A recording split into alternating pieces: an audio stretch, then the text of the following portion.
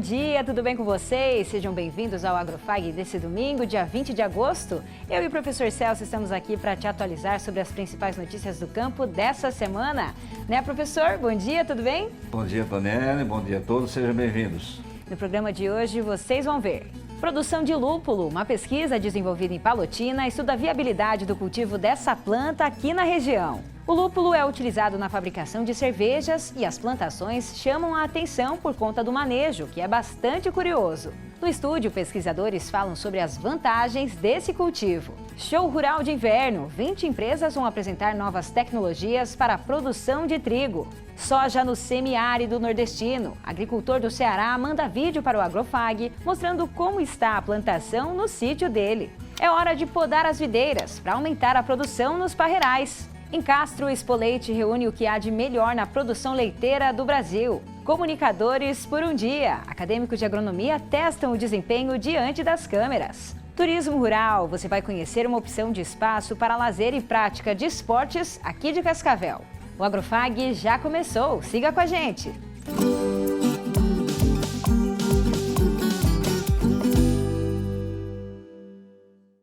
O Show Rural de Inverno começa na terça-feira e traz uma programação especial sobre novas cultivares, técnicas de manejo e estratégias que podem melhorar o rendimento das lavouras de trigo e de outras culturas da estação. A área de 72 hectares do Centro Tecnológico da Copavel está quase pronta para o evento. A expectativa é de receber visitantes de diversas regiões do país. Neste ano, serão 20 empresas do setor de pesquisas que vão apresentar as novidades e tecnologias para o cultivo do trigo. A Giane é assistente técnica de uma delas e fala sobre a importância desse contato direto com o produtor rural. Para nós, esse momento aqui do Show Rural, tanto de inverno quanto de verão, é um momento único, onde a gente consegue acessar o maior número de produtores de uma só vez, tem um alcance muito bacana, onde a gente consegue atender todas essas demandas. E nesse Show Rural de Inverno, nós faremos o lançamento do nosso mais novo fungicida, com uma molécula única e inovadora que a BASF vem trazendo para o produtor, uma solução a mais para somar no seu manejo. O Victor destaca o papel do Paraná na produção nacional de trigo. O Paraná é o estado que tem a maior área plantada de trigo, né? Então esse ano aí ficamos na liderança do Brasil e é uma cultura que deve ter seu devido destaque, e aqui no Show Rural uma oportunidade para isso. A parceria com a Copavel, então, é muito importante porque é uma das principais cooperativas do Brasil e a gente tem então essa grandiosa parceria aí de anos já com a Errara. O que o público pode esperar aqui? Quais são as principais novidades que a Errara está trazendo para esse ano? Então aqui principalmente nós temos duas tecnologias, que é o Yamato, que é um produto para controle do azevém na cultura do trigo. Então o azevém, que é um dos principais problemas na cultura do trigo, nós temos o Yamato, que é um pré-emergente que tem há 3 anos no mercado, que foi uma revolução para o manejo dessa cultura. A 4ª edição do Show Rural Copavel de Inverno traz como grande atração cultivares com produtividade de até 6.000 quilos por hectare, o dobro da média nacional. Para o coordenador do Show Rural de Inverno, o evento se destina não apenas aos produtores rurais, mas também a acadêmicos, técnicos e profissionais ligados à cadeia do agronegócio. O objetivo é destacar o potencial crescente da cultura do trigo no Brasil, oferecendo um ambiente propício para a troca de conhecimentos e experiências. São mais de 20 variedades que têm hoje qualidade tanto quanto aquilo que nós falávamos que a Argentina tinha, ou até melhor algumas cultivares.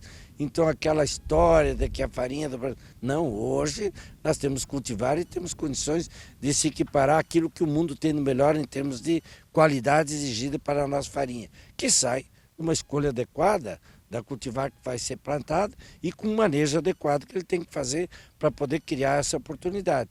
Além disso, temos as questões de lavoura de carne, que nós chamamos, as questões hoje de fazer uma correção adequada, então como adubação verde, uns trabalhos com fruticultura, e são 20 empresas que são realmente as que detêm os melhores estudos, o melhor resultado para esse período do ano. Todas estão aqui com seus profissionais, com seus pesquisadores, estão aqui à disposição de poder mostrar como é que você faz e o produtor poder sentir, tocar e ver que isso é possível. Muito bem. E professor Celso, temos aqui algumas informações importantes para quem vai até o Show Rural de Inverno nessa semana então. Olha só, do dia 22, começa na terça-feira, até o dia 24, que é na quinta, né?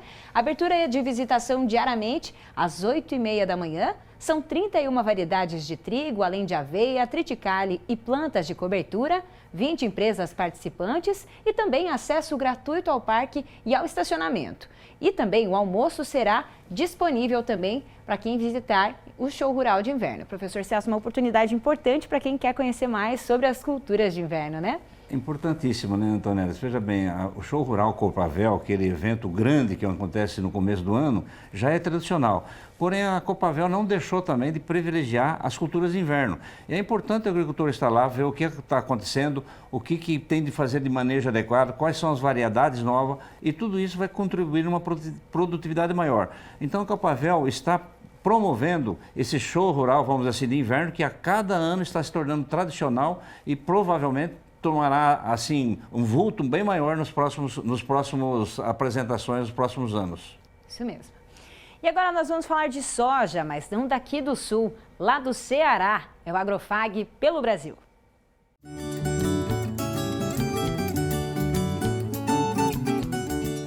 O agricultor Leandro de Souza, que é da cidade de Croatá da Serra, que fica na região da Ibiapaba, no Ceará, sempre acompanha o Agrofag pelo nosso canal no YouTube. Ele já nos enviou um vídeo mostrando a plantação de arroz lá na cidade dele. Essa semana o Leandro mandou um outro vídeo registrando o experimento que ele está fazendo com a soja. Dá uma olhada. Olá, todos da equipe da Agrofag. Meu nome é Leandro Souza, sou aqui da cidade de Croatá da Serra. E novamente estou mandando aqui mais um vídeo mostrando aí as minhas pesquisas que eu faço aqui de trazer novas cultivares para minha região. Professor Celso, Antoniela, eu vou mostrar para vocês aqui a minha mais nova pesquisa, que é a cultura da soja. Então, vem comigo. Antes de eu iniciar o plantio na prática, primeiramente eu fui para a parte teórica, fiz algumas pesquisas aí sobre espaçamento e também a quantidade de sementes por metro e também o tempo que ela levava aí para germinar. Logo nas primeiras semanas eu já tive a percepção que a soja ela vinha se desenvolvendo bem aqui na nossa região. E esse aqui é o resultado de 2 meses depois do plantio aí da soja, aqui na minha cidade de Croatá da Serra, com clima semiárido. Através destes vídeos está incentivando aí os produtores da minha região, está buscando novos conhecimentos aí no meio agrícola. Que muitos aqui pensam que essas culturas que a gente vê pela televisão não dá para cultivar aqui no nosso clima, mas se a gente pesquisar, for atrás e colocar em prática, dá para a gente trazer muitas outras culturas aqui para a nossa região. Bacana a iniciativa do Leandro, né? E para saber mais sobre a viabilidade do cultivo da soja no Nordeste, em clima semiárido, nós conversamos com o coordenador de recursos hídricos da Secretaria de Desenvolvimento do Ceará, o Erildo Pontes. Ele falou com a repórter Thaís Costa. Confira. Nós sabemos que não é comum plantar soja na região do Nordeste pela questão do bioma da Caatinga, mas parece que essa situação está mudando um pouco, é isso? Exatamente. Inicialmente eu cumprimento aí os ouvintes, né, da TV FAG, um pouco aí do estado do Paraná, né? Essa parte mais seca do Nordeste ela é muito concentrada aqui no estado do Pará, do Ceará, da Paraíba, uma parte do Pernambuco, né? Mas o Ceará predominantemente ele tem uma área muito significativa de área de semiárido, né? Área realmente seca, com um período de precipitação muito baixo. E aqui tem algumas vantagens, é que a gente acaba se destacando nisso quando você está falando a nível de Brasil. E uma dessas vantagens é a quantidade de luz solar. A nossa média aqui no Ceará, média do estado como um todo, é em torno de 3.100 horas de luz solar. Esse excesso de iluminação e esse calor que gera na região acaba sendo um ponto favorável, um pouquinho ruim para o produtor, que sofre na zona rural, mas para a cultura ela é muito, muito, muito favorável. ela encurta ciclo, ela aumenta o vigor da planta, ela produz mais fotossíntese e com isso o resultado de campo acaba sendo melhor. Então o Ceará particularmente tem feito ações para desenvolver culturas novas e a soja é uma delas, né, que se desenvolve no Ceará e já tem resultados promissores, inclusive com boa parte sendo consumida pela Parque Avícola aqui do estado, né, que adquire essa soja semente, essa soja grão, né? Então você acredita que vale a pena cultivar soja, que é um negócio bom para os produtores? Além da gente ter aqui no estado um parque avícola que demanda muita soja, temos um parque também da bovinocultura de leite, que também demanda muita soja na ração. Você produzir, você está muito perto do mercado consumidor, né? E aí a soja no Ceará tem apresentado resultados promissores e tem crescido, né? Inicialmente, quando você considera aí um pouquinho antes da pandemia, 4, 5 anos atrás, nós estávamos fazendo soja muito mais pensando em a soja semente. É aquela soja que você produz para atender a produtores maiores de soja nessa região, principalmente do Matopiba, né? Piauí, Maranhão, Tocantins e Bahia, aquela região que é muito promissora, que pega boa parte aqui no Nordeste. E aí se fazia semente aqui no Ceará para usar essa semente na produção, lá agregar valor, naturalmente, uma semente é mais cara do que o grão, para plantar naquela região. E dos últimos 2, 3 anos para cá, o plantio passou a ser não só de soja semente, mas a soja grão, né, e para ter um consumo muito grande. E a vantagem também é que a gente pode ter mais de um ciclo de cultura da soja na mesma área, considerando que o primeiro semestre nosso aqui, que vai de fevereiro a maio, junho, é o período das nossas chuvas. E aí você planta a soja sem necessidade de irrigação, somente complemento. E o segundo semestre, que vai de julho a dezembro, que praticamente não chove, de dezembro entrando para janeiro, nós plantamos a soja irrigada, debaixo do pivô central, que tem, digamos assim, uma produtividade muito boa, né, para efeito por essas condições climáticas que eu lhe falei, além de solos que também contribuem muito. E sobre o vídeo do nosso seguidor, que ele planta soja em Croatá da Serra, qual a sua opinião a respeito disso? Pronto, eu assisti o vídeo é do Iniciativa bem interessante, é na cidade de Croatá da Serra, já descendo para o lado do Piauí, uma região, inclusive, que a gente chama de Carrasco. O resultado eu achei um resultado bem interessante, porque tem 3 municípios próximos a Croatá, mais na parte da serra. Você imagina que Croatá é como se fosse a serra descendo para o lado do Piauí. Então, ela lá já está com uma altitude um pouco mais baixa do que 3 cidades que hoje já produzem com mais, digamos assim, com áreas mais intensivas, que seria o município de Tianguá, o município de Ubajara e o município de Ibiapina. Esses 3 municípios já têm uma área significativa de soja. Muito obrigada pela sua participação, por ter cedido aí esse tempinho para nós. Eu não sei se permite um complemento super rápido, porque também nós estamos muito bem com novas frutas no Ceará e tem inclusive um paranaense lá no município de São Benedito, que é vizinha de Ibiapina, que está plantando um abacate chamado abacato Hass e ampliando a área que ele fará para exportação. Mas é um paraense completamente fora da soja, só para você saber como tem chegando investidores de outras regiões e do seu estado para cá para investir em novas culturas, pegando o Ceará como essa grande fronteira agrícola. Vamos fazer uma pauta sobre isso. Então, fico à disposição, vocês têm meu número, no momento que precisar, faço contato, que a gente agenda e marca sem nenhum problema. A gente agradece ao Erildo pelas informações e como vimos aí, soja no semiárido então, né, professor? Pois é, né? O Ceará com uma nova fronteira agrícola, né, Antoniela? E nós temos aí a participação do Leandro, né? O Leandro que nos trouxe pela segunda vez novidades lá da área, da região, né? Um incentivador, um curioso que procura saber quais são as possibilidades de novas culturas para a região. Parabéns, Leandro, né? E o Erildo, né, que é o coordenador dos recursos hídricos da Secretaria de Desenvolvimento do Ceará, né? Dizendo sobre como está a cultura lá no Ceará. Bom, um levantamento que nós temos da Conab do ano passado, praticamente não constava nada de hectares sendo plantado. Esse ano, já nesse levantamento, o 11º levantamento, que saiu agora em agosto, já consta 3.400 hectares. Então, ali na Chapada do Apodi, né, me parece que é a região mais adequada para plantar a soja, né? e provavelmente tendo esse resultado positivo, né, que ninguém vai plantar 3.400 hectares se não tiver a possibilidade de colher um bom rendimento, né? Tendo esse resultado positivo, provavelmente Ceará será a nova fronteira agrícola, certo? Então, nova fronteira agrícola da soja na região Nordeste. E como vimos, Leandro compartilhou a experiência dele lá em Croatá da Serra. Se você também quer aparecer aqui no programa, conta pra gente o que você cultiva aí na sua cidade. Você pode fazer um vídeo ou também fotos e encaminhá-los para o nosso WhatsApp, que é o 45-3321-3970. A gente espera pela sua mensagem. A cidade de Castro é conhecida como a capital nacional do leite e realiza todos os anos uma feira que é considerada o principal encontro da produção leiteira do Brasil.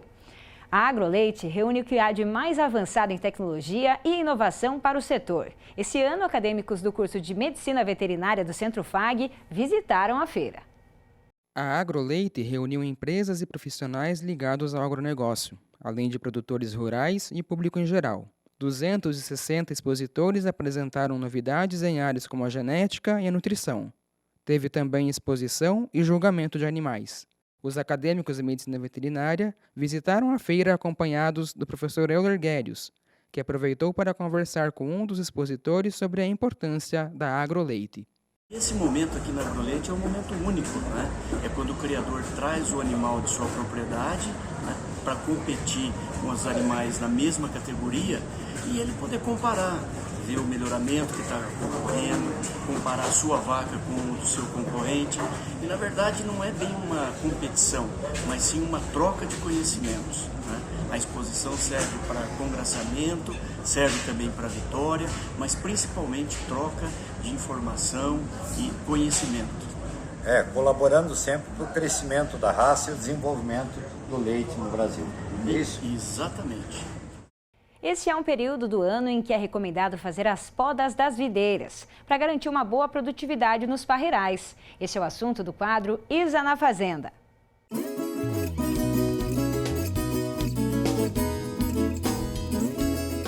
Bom dia, Antoniela. Bom dia, professor Celso. Em todo o mundo, mais de 77 milhões de toneladas de uva são produzidas por ano.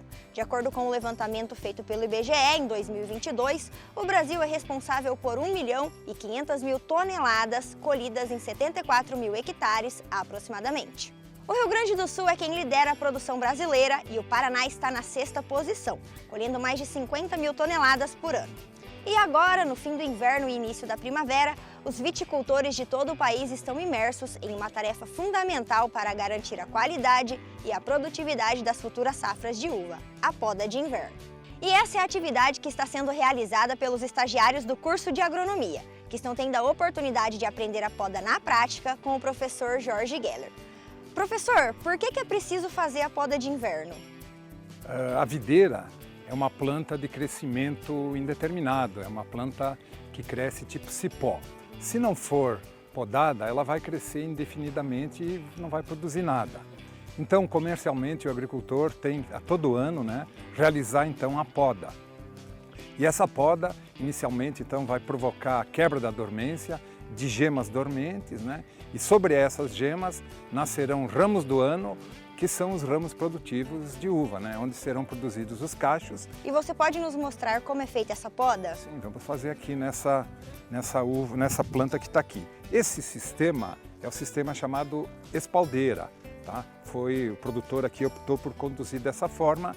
O pessoal chama assim sistema em rede, né, em telinha, né, ou mesmo, né, é diferente do sistema latada, que é aquele tradicional, o antigo, né. Ele tem algumas vantagens, tá? Uma das vantagens é que ele propicia ao produtor uma facilidade de realizar a poda e os tratos culturais. Né? Tratos culturais que eu me refiro seria controle de pragas, controle de doenças, pulverizações, né, e mesmo a própria colheita, tá? Então, normalmente, depois de instalada a planta de uva, se faz a primeira poda de formação chamada, né? Aqui essa videira aqui está com 3 anos, então ela já foi feita a poda de formação. Então nesse momento a gente vai fazer a poda de produção. Aqui nós temos o ramo principal e a certa altura, aproximadamente 10 a 20 centímetros do primeiro arame da espaldeira, né? Foi cortado, produzindo 2 ramos, isso no ano passado. esses 2 ramos, né, é que a gente vai fazer a poda. E sobre esses 2 ramos é que haverá então produção. Então normalmente o ramo cresceu muito, vamos realizar uma poda inicialmente de limpeza, né? Então eu tenho aqui os 2 ramos principais, né, em que eu vou deitar ambos, né, sobre o arame, tá? E sobre eles então é que deverão crescer os ramos do ano, ou seja, os ramos produtivos, né? Por enquanto a gente corta ele longo, né? E depois, assim que assentar sobre o arame de condução, a gente vai escolher normalmente 4 a 5 gemas e depois fazer a poda, né? Então teremos aqui 1, 2, 3, 4, 5 gemas, né? E a gente vem então aqui vamos podar aqui na 6ª gema, né? Tá? Então esse seria o sistema então de condução. Depois de podado a gente vai então fazer o amarrio desse ramo para que ele fique nessa situação, tá? Sobre esse ramo aqui que vai ser o ramo praticamente definitivo e todo ano nós vamos manter ele, é que nascerão das gemas, ou os olhos também chamados, né, os ramos que crescerão. E nesses ramos do ano é que haverá a produção então dos cachos, né? Tá?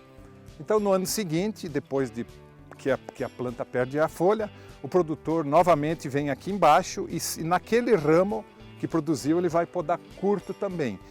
Daí ele terá gemas muito próximas desse ramo principal, fazendo novamente ramos produtivos. Então mantendo a planta sempre num espaço pequeno, tá? E não deixando que a planta de uva tome conta do parreiral e saia por aí, né? Então é uma forma de conduzir, então, nesse tipo de espaldeira. A gente não terminou ainda, né? Tem esse galho aqui que também faz parte. A gente tenta ocupar o espaço, por isso a gente deixou 2 ramos principais, 1, 2, 3, 4, 5, tá? A gente vem aqui e vai podar aqui.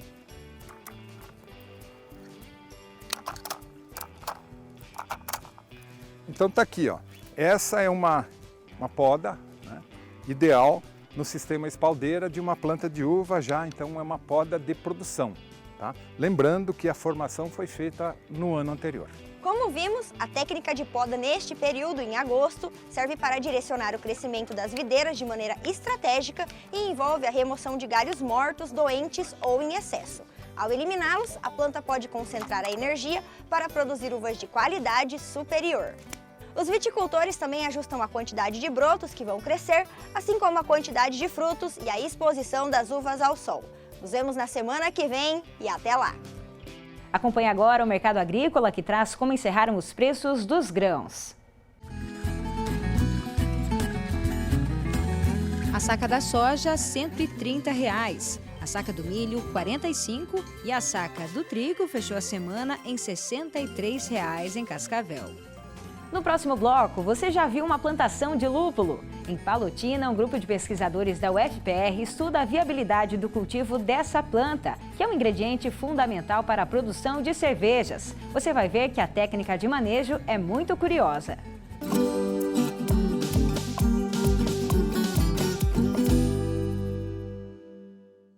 Hospital Veterinário FAG, para todos os bichos, todos os horários. Tigres, leões, cavalos, gatinhos ou dogs, pássaros, jacarés, ratinhos ou cobras. O HVET FAG é o maior hospital veterinário do Paraná, o único a oferecer atendimento 24 horas para qualquer animal, independente da complexidade. Conheça nosso Clube do Mascote, vantagens exclusivas para pets e animais exóticos. Se você ama, nós cuidamos. Hospital Veterinário Centro FAG, Cascavel, ligue pra gente, 4533213772. Colégio FAG Bilíngue. Somos uma escola sedimentada em valores familiares, focada na excelência da qualidade no ensino. Surpreenda-se com nossa estrutura padrão internacional. 120 laboratórios de ensino de última geração, hortas, fazenda, trilha ecológica, 8 parques externos e 2 internos, centro multiesportivo, auditórios e muito mais. Agende sua visita. Estamos prontos para receber você e sua família. Colégio FAG Bilíngue. A universidade começa aqui.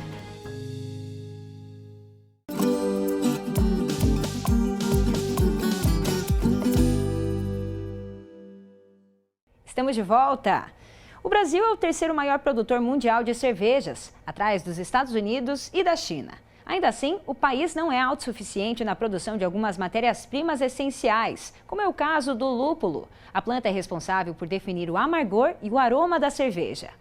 No país, o cultivo de lúpulo ocupa apenas 100 hectares, mas esse é um cenário que pode mudar. Pesquisas da Universidade Federal do Paraná demonstram que algumas variedades podem ser um ótimo investimento para produtores rurais. Acompanhe essa reportagem feita em Palotina que mostra os resultados desse trabalho.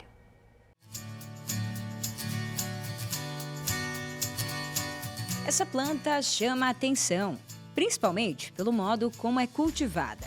É o lúpulo. Para produzir, é preciso o auxílio de estacas e arames, que dão sustentação a essa cultura trepadeira, que pode ultrapassar os 6 metros de altura. Além disso, ela exige bastante luz e irrigação na medida certa.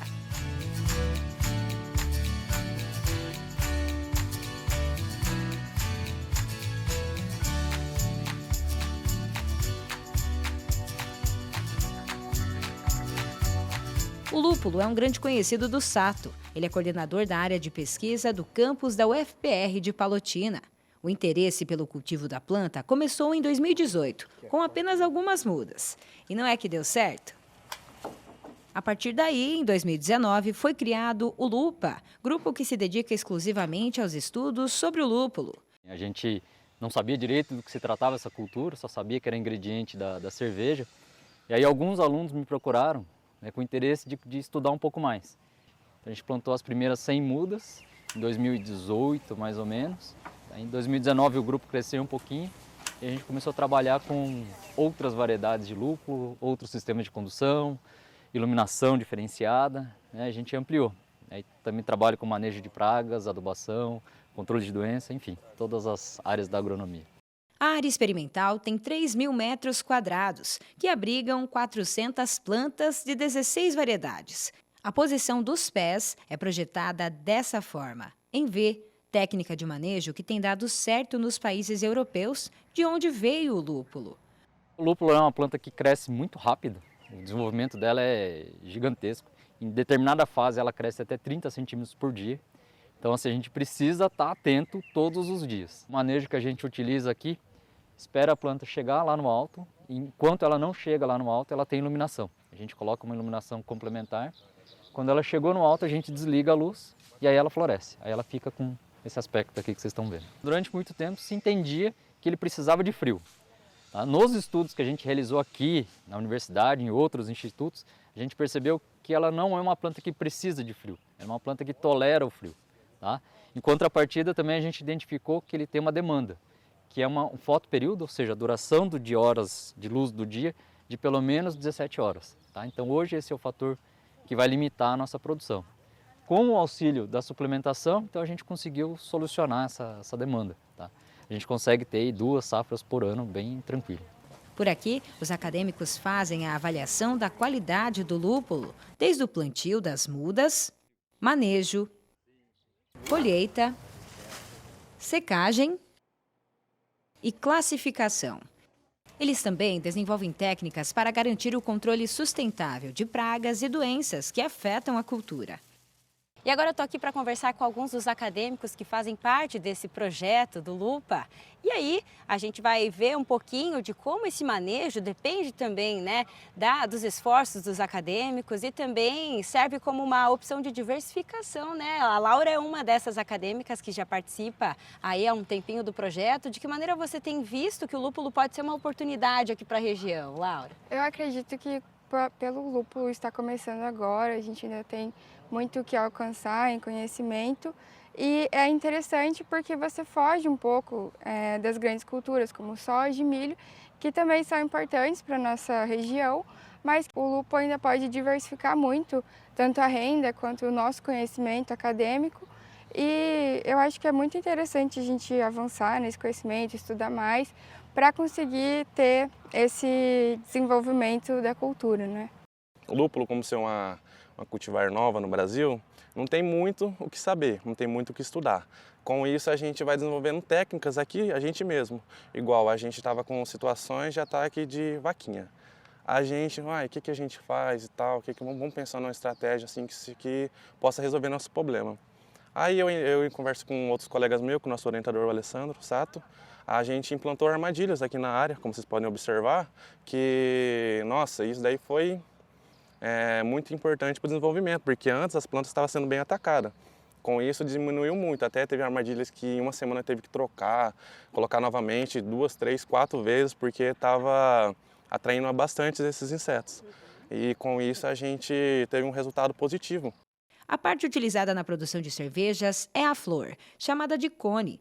Esses cones são ricos em lupulina, esse pozinho amarelo que dá um sabor característico à bebida. Após classificados, os cones são levados para o laboratório, onde são feitas as principais análises químicas da lupulina, a medida de alfa-ácido, que define o amargor, o beta-ácido, o aroma, e o óleo essencial, que define o perfume do lúpulo. Após as primeiras análises em laboratório, o lúpulo passa então pelo processo de peletização. Isso é feito na empresa criada pelo Vitor e o Andrei, que são integrantes do grupo de pesquisa. Nós acompanhamos o beneficiamento dos cones do lúpulo que viraram pellets. É o processo de peletização e sobre isso eu vou conversar com o Vitor e com o Andrei, que são os responsáveis aqui pela NSG, esse processo de beneficiamento. Sejam bem-vindos, pessoal. Obrigado. Como é que vocês podem definir, então, a pelletização e de que maneira ela vai concentrar aqui, né, as flores do lúpulo? A pelletização, o principal objetivo é transformar a flor em pellet para utilização na cervejaria, para evitar transtornos na cervejaria com resíduos do próprio lúpulo. Então, é uma forma que a cervejaria utiliza em pellet. É muito difícil utilizar em flor, porque atrapalham os equipamentos da cervejaria. O processamento dos cones em pellets tem tido cada vez mais demanda e facilita a mistura na hora da fabricação de cervejas. Hoje, o lúpulo usado no Brasil ele é praticamente 100% importado. Tá? Assim, tem algumas iniciativas nacionais, mas isso ainda no meio cervejeiro é irrelevante, né? Então a gente considera em 98% do lúpulo utilizado ele é importado. Então o plantio no Brasil ele tem tudo para vingar, assim, porque existe uma demanda muito grande e o valor agregado dele é alto, né? Então o produtor hoje ele consegue tirar ali facilmente 50, 60 mil reais por hectare entregando a flor, né? Se for fazer a pelletização esse valor agrega ainda mais.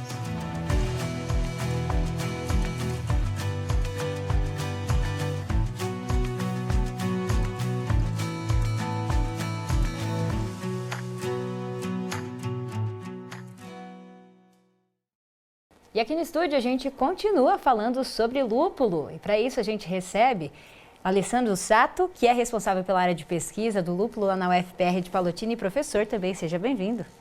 Muito obrigado.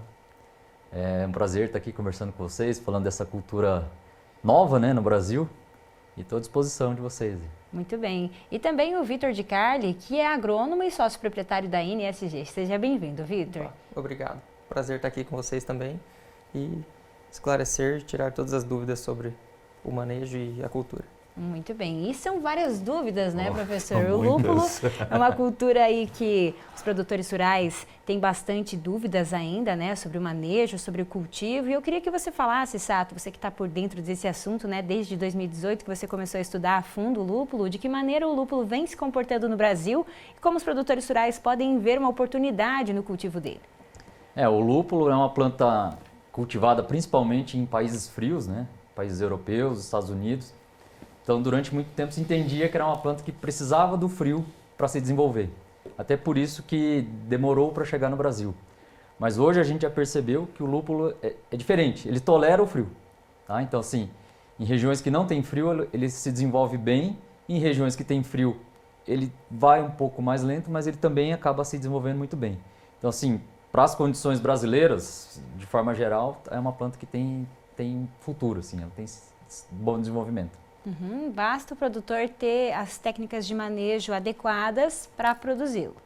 Isso. Um dos fatores que favorece o sucesso do lúpulo no Brasil é a adaptação de técnicas, né? Então, assim, muitas técnicas que são utilizadas na Europa, a gente não utiliza aqui, e algumas técnicas são utilizadas principalmente no Brasil, né? Principalmente com relação à iluminação. A iluminação é um manejo que a gente tem aqui e em algumas regiões dos Estados Unidos. A iluminação, então, se faz essencial por conta dessa necessidade de luz direta, né? Isso, ela assim, eu não considero que ela é essencial, né? Mas ela melhora bastante a qualidade do lúpulo. Eu vou fazer uma pergunta para o Vitor, né, Vitor? Ô, Vitor, eu não conheço o lúpulo, né? Como é que é o lúpulo? Como é que é? É uma árvore perene? Dura quantos anos? Como para o agricultor você pode apresentar essa Ele seria uma trepadeira que cresce em torno de 4 a 7 metros de altura. Leva seus 2 a 4 meses, dependendo do tamanho do crescimento final. E que ele vai produzir uma flor, que não é uma flor comum, como flores de paisagismo ou outra coisa. Ela é parecida com um cone, com uma pinha pequena, que esse cone é utilizado na cerveja. Depois é processado, feito o pellet e utilizado na cerveja. Mas como é que eu colho? Tem que chacoalhar o pé para derrubar o cone? Ela é cortada essa planta inteira, passada numa máquina ou colhida à mão, esses cones. E aí depois a planta rebrota e cresce de novo, dura em torno dos seus 15 a 20 anos totais. Então você vai cortando, vai rebrotando e vai dando novos, vamos dizer, filhos assim, né? Isso, novos brotos todo ano. Toda safra aqui no Brasil, mais de uma vez por ano. É uma cultura nova. Eu tenho uma curiosidade. Quanto fica para implantar 1 hectare de lúpulo? Hoje 1 hectare gira em torno de 100 a 150 mil, dependendo dos seus custos e materiais que você já tem ou não. Opa, e você tem 15 anos para explorar, então em um ano você paga praticamente... Isso. E quanto que está 1 quilo de lúpulos para me vender para a indústria? Hoje 1 quilo de lúpulo para a indústria está em torno de 150 a 200 reais. 150 a 200 A reais? 200 reais, isso. E você põe quantas plantas de lúpulo por hectare? 2.500 plantas. Oba! E produz quanto 1 hectare? Produz 1 tonelada, em torno de 1 tonelada por hectare. Algumas doenças, insetos e doenças que possam prejudicar esse processo aí? Então, como é uma planta relativamente nova no Brasil, a gente tem poucas pragas e poucas doenças específicas do lúpulo, né? A gente até tem um trabalho na universidade, junto com outros professores, para justamente identificar essas pragas e doenças. O que a gente percebeu? Como a gente tem cultivo ao redor de grandes culturas, né, principalmente soja e milho, as pragas que estão lá na soja, no milho, acabam migrando para o lúpulo, né? Então esse tem sido o nosso desafio. Com relação à doença, em algumas regiões, para nós aqui não, mas em algumas regiões do Brasil já foi identificado o míldio. Então, assim, já é uma doença do lúpulo, né? Exclusiva do lúpulo. Então, quer dizer, em termos de doença e pragas, tem pouca coisa afetando ainda, né? Ainda tem pouca pressão, digamos assim, né? Pouca pressão. Sim. E aí, continuando falando sobre o manejo, né? De que forma vocês podem conduzir essas plantas para adaptar também aqui ao solo paranaense, à temperatura paranaense aqui no oeste, falando do oeste, né? Nesse sentido da irrigação também, plantar, como o professor perguntou, os custos de produção para implantar. O que é necessário hoje para ter uma irrigação de qualidade, para ter realmente esse manejo de forma adequada? Hoje, como o Vitor comentou, o lúpulo é uma planta perene, né? Então, assim, qualquer planta perene, o investimento principal tem que estar na qualidade da muda. Então, fazendo uma aquisição de mudas de qualidade, com origem, sabendo qual é a variedade com certeza, já é o primeiro passo. Aí você faz o plantio, né, com todo o preparo do solo, como para outras culturas, e aí o lúpulo tem algumas exigências específicas. Uma delas é a irrigação. É uma planta muito exigente em água, então assim, ela cresce muito rápido. Em determinada fase da planta ela pode chegar aí a 30 centímetros por dia, então assim, ela cresce muito rápido. Então, ao mesmo tempo, para crescer, ela precisa ter algumas demandas aí de nutrientes, demandas de água, principalmente. Então, plantou, colocar irrigação. Esse é o primeiro passo. Eu vou fazer uma pergunta para o Vitor, ele tocou num assunto interessante.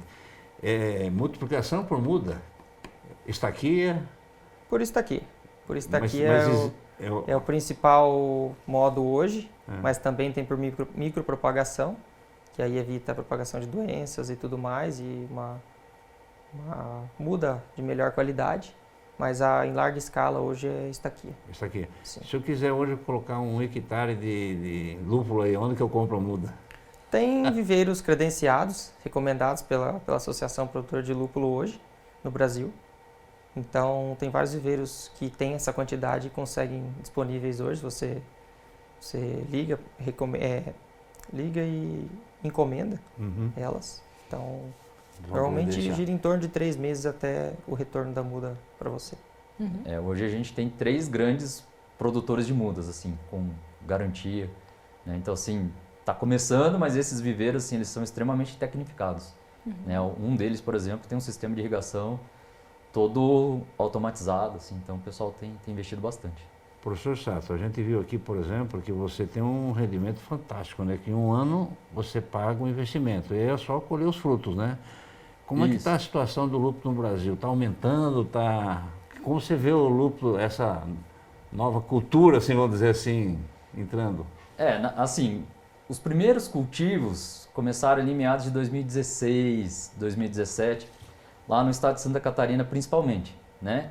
Aí dali para frente ele começou a migrar para outros estados. Então hoje você tem presença de lúpulo praticamente no Brasil inteiro. Estados do Nordeste, Sudeste, São Paulo principalmente, Paraná, Rio Grande do Sul, são todos estados que estão produzindo, né? É uma planta que em determinadas regiões a gente consegue ter de 2 a 3 safras por ano. Então o retorno econômico é rápido em relação a outras plantas. E é por isso que tem crescido muito, né? A Aprolúpulo, que é a Associação de Produtores de Lúpulo, eles fizeram um levantamento no ano passado, a porcentagem de crescimento de número de produtores de 2016 para 2022, né, o levantamento foi do ano passado, ela foi de quase 200%. Então, assim, tem crescido bastante o número de produtores. Eu acho que aí para a agricultura familiar, pensando na agricultura familiar, seria uma ótima opção, desde que seja adaptado para a região, né? Isso, eu vejo uma cultura, principalmente para a agricultura familiar, por vários motivos, né? É uma cultura que tem uma demanda por mão de obra relativamente grande, né? A automação do cultivo ele vai lá na parte do processamento, mas na parte de campo ainda é muito trabalho manual. E é uma cultura que tem um retorno econômico num espaço pequeno, né? Então, assim, em 1 hectare a gente tem lá 2.500 plantas, isso dá um rendimento bem interessante para o produtor. Não que não possa ter em grandes áreas, mas eu vejo uma cultura assim, muito promissora para a agricultura familiar. Uma pergunta com o Vitor aí, né? Se eu tiver uma lavoura, 1 hectare ou 2 hectares, é necessário fazer um contrato prévio com alguma cervejaria ou com alguma empresa que faz o PERT, alguma coisa assim? Ou se eu deixar para colher na hora, eu vou ficar na mão, né? O que você pode me dizer? Não, é recomendado, né? É recomendado. Você pode tentar fazer uma venda na hora, mas seria mais difícil. O melhor seria fazer um contrato com alguma empresa que processe, alguma empresa no mercado direto, já alguma cervejaria prévia para a sua venda de sua produção. Normalmente se faz isso, né? Sim, Você vai produzir já com um mercado destinado, né? Isso. As cervejarias artesanais e que utilizam do lúpulo têm crescido, a gente vê o interesse, né? Um nicho que tem avançado realmente no mercado.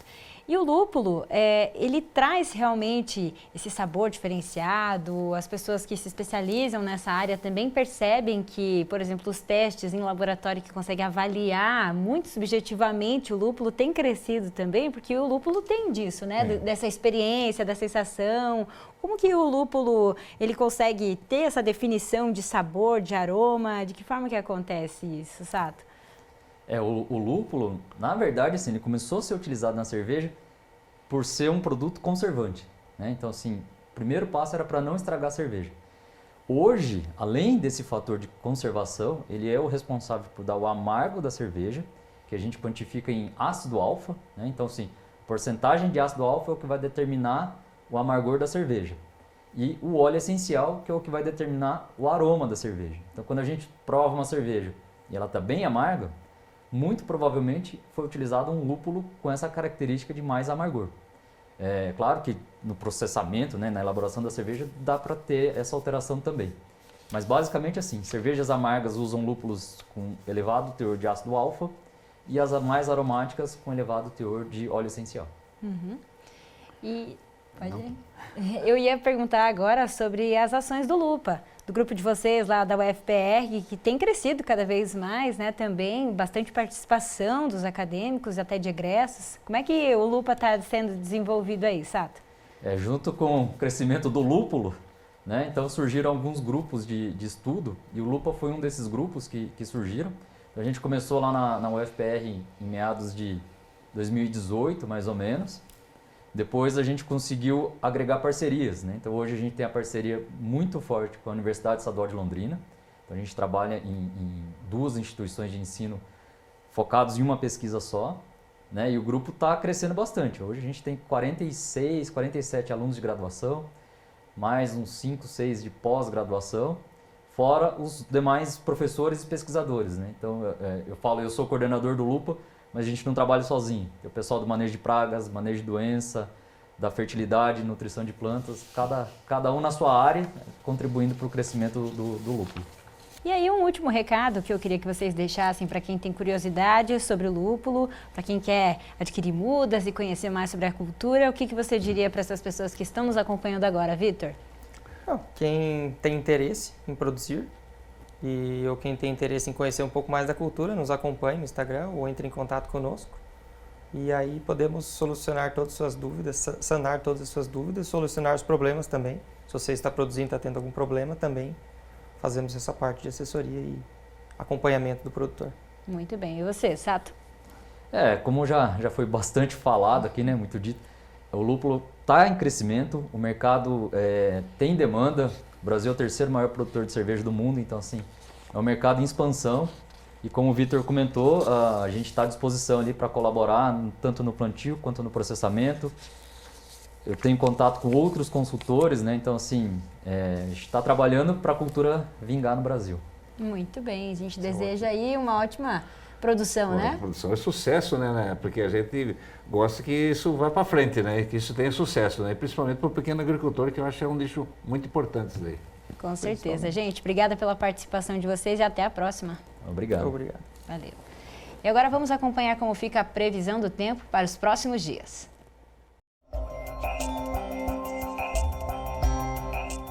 Após a chuva da última sexta-feira, o tempo nas cidades do oeste do Paraná permaneceu firme no sábado. Mas nessa manhã e nas próximas horas do dia, o céu volta a fechar na região por conta do deslocamento de áreas de instabilidade provenientes do Mato Grosso do Sul. Em Cascavel, tem chuva esperada para a tarde. O volume pode ultrapassar os 12 milímetros. Mas de segunda-feira em diante, o sol volta a brilhar forte. E o destaque é a oscilação das temperaturas nos próximos dias. A mínima pode ser registrada hoje, com termômetros na casa dos 14 graus. E na quarta, a máxima pode chegar aos 30. Será desse jeito também na cidade de Formosa do Oeste, só que as pancadas de chuva esperadas para hoje serão menos intensas. E as temperaturas devem ficar entre 15 e 23 graus. A partir de amanhã, o tempo fica aberto e não há mais risco de chuvas. As temperaturas vão subir nos próximos dias. Na quarta-feira, a mínima prevista é de 22 e a máxima ultrapassa os 30 graus. E na cidade das Cataratas, hoje a nebulosidade se intensifica, mas não deve chover, de acordo com o CIMEPAR. Nos próximos dias, o tempo segue firme e as temperaturas também agradáveis. A mínima é de 15 hoje e os termômetros podem registrar temperaturas acima dos 30 graus na terça e na quarta em Foz do Iguaçu. Depois do intervalo, o turismo rural, Recanto Próximo a Cascavel, incentiva a prática de esportes em meio à natureza. Daqui a pouco.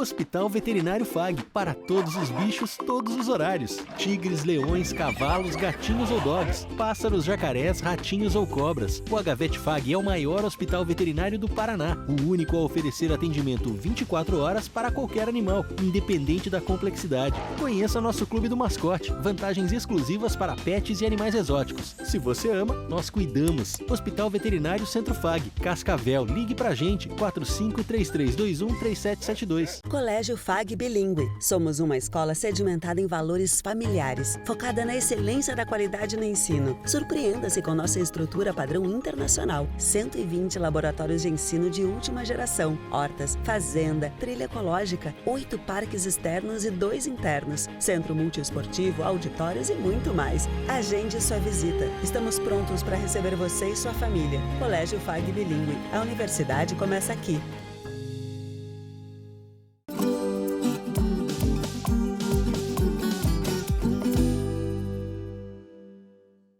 A região oeste do Paraná tem apresentado cada vez mais alternativas para quem gosta de turismo rural.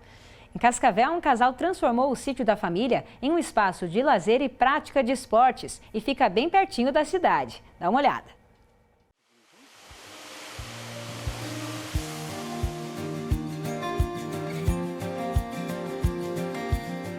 A 20 minutos do centro de Cascavel e próximo do aeroporto fica localizado o Recanto San Andrés. O lugar possui ampla área verde, cachoeiras e trilhas.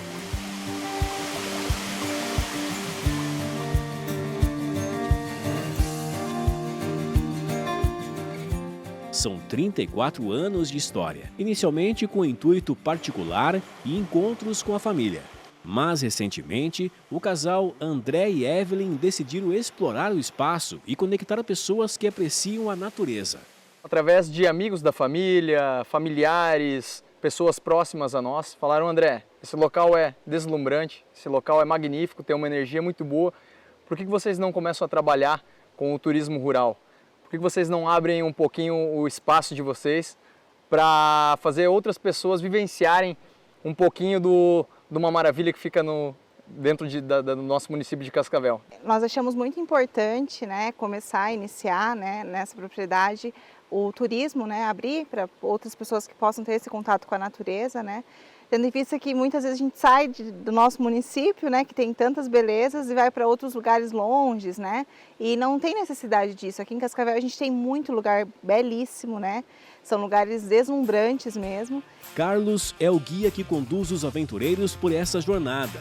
Muito legal quando a gente tem essa oportunidade de vir uma propriedade, como vocês estão vendo, tão bonita como essa, e como o André e a Evelyn bem pontuaram, a gente poder abrir para que outras pessoas possam visitar, né? A gente está cada vez ficando mais na cidade, e as crianças mesmo que vêm aqui, né, quase às vezes não conhecem, nunca foram para o campo. Então a gente tem em Cascavel, na nossa região, cachoeiras lindíssimas, propriedades lindíssimas, só que ninguém via isso como uma fonte até de renda, né, tipo, podemos fazer um empreendimento com isso. E aí a Trekkers veio exatamente para ajudar, né, essas propriedades a transformarem isso num produto. Então as pessoas conseguem se inscrever, conseguem fazer essa visitação. Após um café da tarde, à beira do lago aqui no Recanto, é hora de conhecer todos os detalhes do local, começando pela caminhada pela trilha.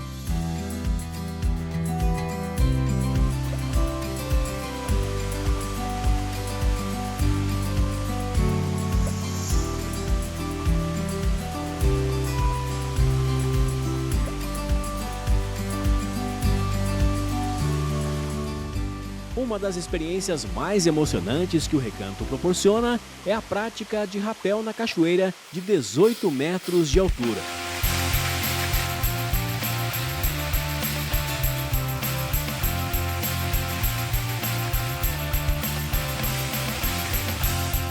Aqui então a gente está numa cachoeira que a gente chama de Cachoeira do Recanto San Andrés. A gente faz então rapel aqui e também é o destino final da nossa trilha, então as pessoas percorrem a trilha até aqui e aí podem então aproveitar essa cachoeira aqui no final. Para quem quer aproveitar aqui, como que faz esse preparo? Essa trilha é uma trilha que a gente já fez para iniciantes, vem muitas crianças, a gente já fez ela com uma distância legal para que as crianças possam participar. E a ideia então é que geralmente vai ter bastante família aqui fazendo, com criança, então é bem bacana, sabe? Para participar dessas trilhas não é necessário um preparo físico muito grande, também não precisa de nada muito especial, mais uma roupa esportiva, uma garrafinha com água e um lanche, e aí para aqui pode fazer o lanche aqui nessa cachoeira, né? E vale destacar também que tem toda a segurança e acompanhamento, né? Isso, a gente vai estar então garantindo toda a segurança com os nossos condutores. Além disso, todas as pessoas que participam das nossas trilhas também tem um seguro para elas que a gente faz, né? Porque se acontecer alguma coisa, ela está mais tranquila, né, quanto a essa questão. Turismo e aventura, o Recanto San Andrés também se mostra como um espaço para festas e confraternizações de empresas. Com uma estrutura adequada para eventos sociais e corporativos, o local oferece um ambiente acolhedor e tranquilo, onde as pessoas podem celebrar momentos especiais e fortalecer laços.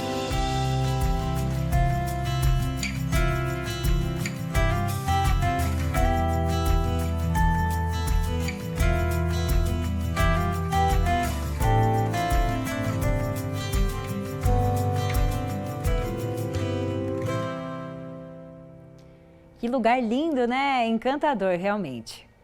Na semana passada, os calouros do curso de agronomia conheceram a TV FAG e o complexo Multimeios, onde o nosso programa é produzido.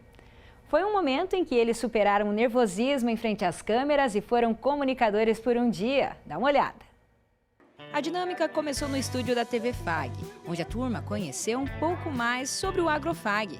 A segunda parte foi no estúdio de videocast. Os alunos conheceram como é produzido o Agrocast FAG, que realizamos aqui. Mas eles não ficaram só na escuta, não. Também partiram para a prática. Em 4 grupos diferentes, os alunos conversaram a respeito do porquê a escolha pela agronomia. Por que eu escolhi fazer agronomia foi porque eu já vim do sítio, assim, minha família é do sítio. Depois da experiência na gravação dos episódios de videocast, a turma conheceu os bastidores do Agrofag. O estúdio eles já tinham visto, mas só pelas telas. E lá, mais uma prática, a gravação da escalada do programa. Olha as reportagens imperdíveis hoje por aqui, né? Um pouco de dificuldade no começo, entre as duplas, mas foi só ficarem mais à vontade que eles dominaram a apresentação. Uma pesquisa sobre o plantio de cevada pode indicar se a cultura se adapta à região oeste do Paraná. O jornalismo é uma ponte, então você saber se comunicar te traz muitas aberturas, muitas portas, e eu acho que isso é muito importante para o nosso ramo e para quem quer participar da parte de pesquisa, genética, que eu acho que é uma parte assim, você tem que ter muita comunicação com as pessoas. É uma experiência muito interessante, assim, que basicamente todo mundo do mundo do agro podia ter essa oportunidade que nem a gente teve hoje. A Yasmin está no último período do curso, mas acompanha a disciplina de Introdução à Agronomia também. E ela deixa um recado para os novos alunos. Isso é muito bom, sabe? Essa parte da comunicação, do jornalismo, trazer esse conhecimento para nós, estudantes, produtores também, agrônomos, porque às vezes falta reportagens sobre isso e eu acho que o Agrofag, ele ajuda, né, a gente ter esse conhecimento que tem na região.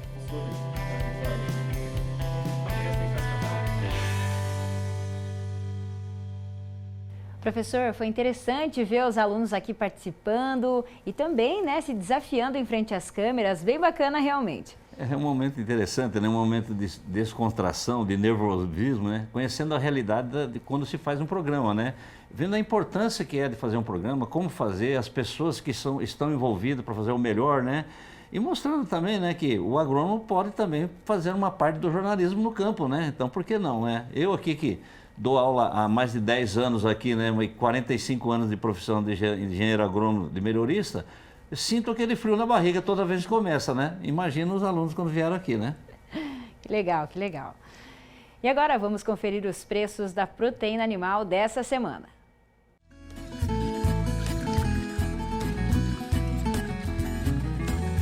A arroba do boi gordo em Cascavel, R$ 225. O quilo do suíno, R$ 6,31. E o quilo do frango fechou a semana em Cascavel em R$ 4,14. E agora tem um convite para vocês acessarem o nosso canal no YouTube. É muito fácil de achar, tem QR Code aqui na tela, mas também vocês podem escrever na barra de pesquisa youtube.com/agrofag. Essa é a nossa página inicial do programa Agrofag e aqui estão todas as reportagens disponíveis para você assistir a hora que quiser e as edições do programa na íntegra. Temos também nosso videocast, o Agrocast FAG, né, professor? E muito fácil navegar no site. Isso mesmo. É muito fácil, muito intuitivo e fica o convite para vocês conhecerem e participarem com a gente. Nós temos recebido muitos comentários com pessoas do Brasil todo se identificando com alguns conteúdos e a gente quer fazer esse convite para você também. É só mandar a sua mensagem no nosso WhatsApp, que é o 4533213970, ou também mandar um direct no nosso Instagram, @agrofag. Estamos no TikTok e no Facebook também. Participe com a gente. Será um prazer conhecer um pouco da sua realidade aí na sua propriedade rural. E agora vamos para as nossas redes sociais, então? Algumas indicações de cursos e eventos que nós teremos ao longo dos próximos dias. A gente começa falando do evento que vai acontecer amanhã, a partir das 6 horas da tarde, é o Agropecuária de Baixo Carbono, um evento online que terá 2 painéis. Carbono no contexto da agropecuária e também investimento no mercado de carbono. É um assunto atual, né, professor? Muito importante e é o futuro. Isso mesmo. Então começa amanhã e vai até a terça-feira, dia 22, das 6 da tarde até as 9 horas da noite. Temos também Desvende a Plantabilidade, uma live que vai acontecer amanhã a partir das 7h30 da noite com o Renato Xavier, que é o coordenador comercial da Farm Box, uma plataforma de agricultura digital, e também o Paulo Arbex, fundador do GPD, que é o Grupo de Plantio Direto e professor de mecanização da Unesp.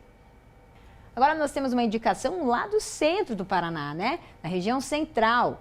cidade de Roncador vai ter o Wine Festival, Serra das Nascentes. É o primeiro festival de vinhos da região central do Paraná.